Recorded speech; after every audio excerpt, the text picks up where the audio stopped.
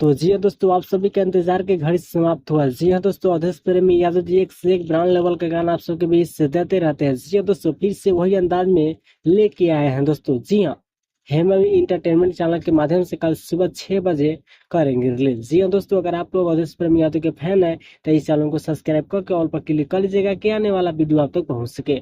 जी हाँ दोस्तों, तो इस वीडियो में हम फुल जानकारी देंगे अवधेश प्रेमी यादव जी के बारे में। जी हाँ दोस्तों, अवधेश प्रेमी यादव जी के बारे में। जी हाँ, अगर आप अवधेश प्रेमी यादव के फैन है तो प्लीज चैनल को पहले सब्सक्राइब कर लीजिएगा कि आने वाला वीडियो आप तक पहुंच सके।